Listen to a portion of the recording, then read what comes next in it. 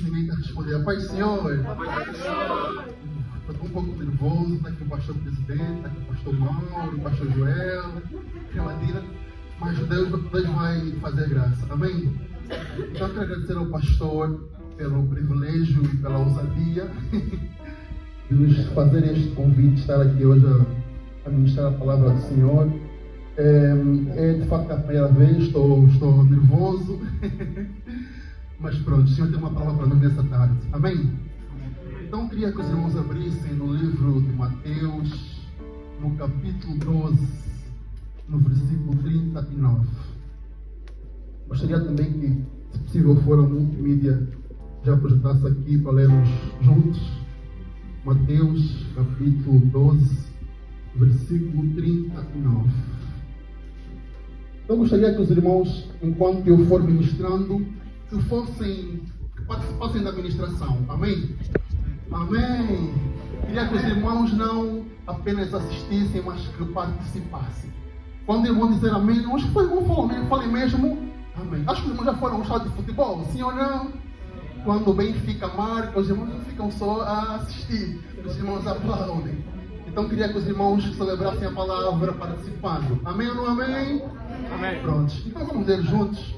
Mas eles lhes responderam e disse: uma geração má e adúltera pede um sinal, porém não se lhe dará sinal, senão o sinal do profeta Jonas. A palavra do Senhor. Amém? Neste versículo, irmãos, os fariseus chegaram até Jesus e lhe estavam a pedir um sinal. E neste momento em que nós nos encontramos, o que mais nós temos visto acontecer são sinais da vida de Cristo. Sim ou não? Amém. Hoje nós olhamos para os noticiários, nós nos deparamos com situações geopolíticas que nos trazem um certo temor de que de facto está a chegar o momento da vida do Senhor Jesus.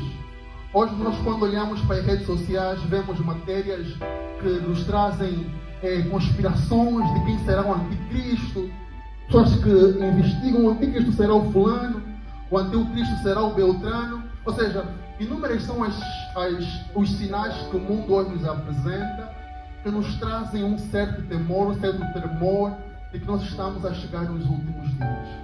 E o mesmo aconteceu com os fariseus. Eles queriam que Jesus lhes desse um sinal de que ele de facto era o Messias.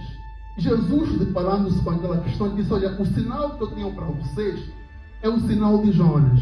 E quando ele falava sobre o sinal de Jonas, ele estava a se referir a si mesmo. Porque nós sabemos que Jonas é o profeta que ficou durante 3 dias dentro do peixe. Sim ou não, irmãos? Amém. A Bíblia fala que Jesus também ficou durante 3 dias e no terceiro ressuscitou. Então o único sinal que ele tinha para apresentar para os fariseus, que ele de facto era o Cristo, é que ele morreria e no terceiro dia ressuscitaria. E hoje nós vemos que muitos jovens estão preocupados com os sinais dos fins dos tempos. Nós passamos há 6 anos atrás uma época que foi a época da pandemia. Os irmãos se recordam? Sim ou não? E muitas foram as pessoas que diziam que aquele seria o final dos tempos, que depois da pandemia já não haveria nada, que aquele era o sinal de que Jesus Cristo voltaria. Mas nem com isso aconteceu. Vai ter os alertas que aqueles apenas serão os sinais que haveriam de acontecer. Mas isso não pode ser a nossa maior preocupação. A nossa maior preocupação deve ser, ou melhor, ter a certeza de que se Jesus volta hoje, eu tenho a minha salvação. A nossa maior preocupação não pode ser se está. E eu tive a oportunidade de aceitar, escolher, seguir o mundo do Senhor Jesus. E ele não teve esse privilégio de vir para Jesus. E depois, passando alguns tempos, eu percebi que ele foi preso, foi para a cadeia.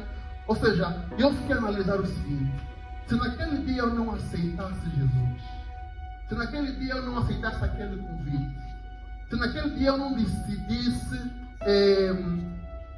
obedecer aquele convite que me foi proposto, eu creio que também seria um colega dele na cadeia. Sim ou não? Ou seja, a vida às vezes nos apresenta propostas que aparentemente não são não tem significado algum.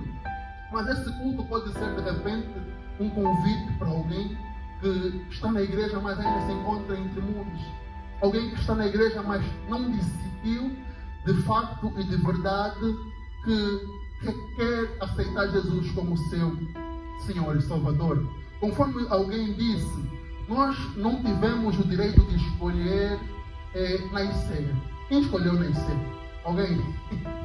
Mas nós temos o dever de escolher onde viver a eternidade. Podemos repetir? Nós não tivemos direito. Nós não tivemos direito de escolher nascer. Mas nós temos o dever de escolher onde viver a eternidade. Amém, irmãos? Porque parece que não, mas a melhor escolha que os irmãos fizeram ou vão fazer, para quem não fez ainda, é de facto aceitar Jesus como seu único suficiente Salvador. Amém ou não amém? A Bíblia fala que Jesus estava na cruz do Calvário e haviam 2 ladrões. Um deles estava apenas a blasfemar, se assim posso dizer. Se tu és o Cristo, salva-te a ti e salva a nós também. Sim ou não? Mas existia o outro que disse que tu não sabes que Ele está aqui por inocência. Nós estamos aqui porque de facto cometemos o que merecíamos, estamos a pagar o preço do nosso pecado. Mas Ele está aqui porque, sei lá, foi acusado injustamente. Jesus, ouvindo aquelas palavras, disse para ele o seguinte: hoje mesmo estarás comigo? Hoje mesmo estarás comigo no paraíso. E é essa palavra que nós queremos ouvir no nosso último dia. Porque ninguém sabe quando é que será o nosso último suspiro. Parece que somos jovens e ainda temos muito tempo para viver, mas ninguém sabe quantos segundos nos restam. Nós olhamos para o nosso como cidadão, vamos encontrar a data que nós nascemos, sim ou não? 20 de setembro de 1992, mas falta uma data lá. Sim ou não, irmãos? Data que vamos morrer. Se nós soubéssemos o dia em que nós vamos morrer, se nós soubéssemos que daqui a 3 horas nós vamos nos encontrar com Jesus, como é que seria o nosso posicionamento? Como é que seria a nossa devoção com o Senhor?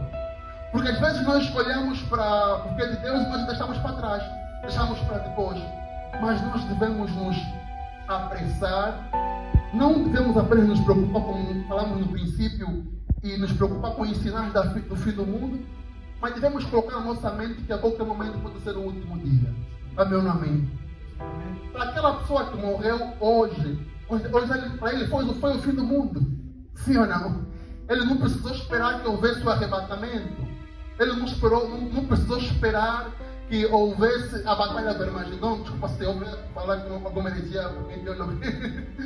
Ou seja, nós sabemos que haverá o último dia que nós seremos arrebatados. Jesus Cristo virá, sim ou não? E nós nos encontraremos com o Senhor nos ares. Mas poucos, ou seja, nem todos terão esse privilégio, essa glória de ser arrebatados. Alguns morrerão por doença, alguma situação, mas a questão é, se Jesus voltar hoje, ou se nós morrermos hoje, nós temos a certeza da nossa salvação? Se não temos a certeza, o que é que nos impede de termos essa certeza? Eu creio que este culto foi programado para que nós venhamos de facto tomar essa decisão de não estar entre mundos, conforme nós fizemos no princípio do culto, não estar dividido entre um lado e outro. Nós temos que ter a plena certeza de que se Jesus Cristo volta hoje, se eu partir hoje, não serei motivo de choro apenas, mas serei motivo de alegria. A Bíblia fala que a morte dos santos é a alegria para o Senhor. Não sei se é da forma correta. Ou seja, quando um crente morre, não é motivo de tristeza, é um motivo de alegria, porque ele está com o Senhor.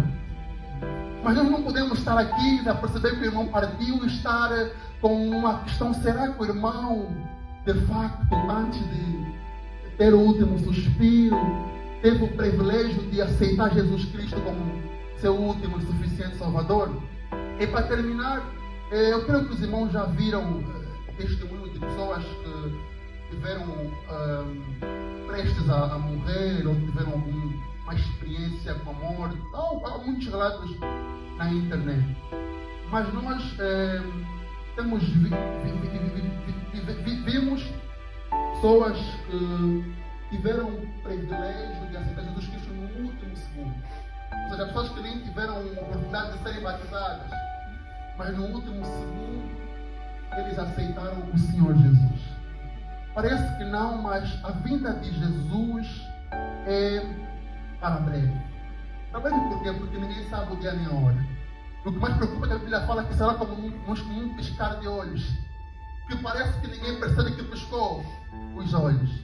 Mas o que Deus quer de facto nessa noite é que nós venhamos não mais viver em temores, mas que hoje nós venhamos tomar essa decisão de aceitar Jesus e construirmos a partir de hoje uma vida de oração.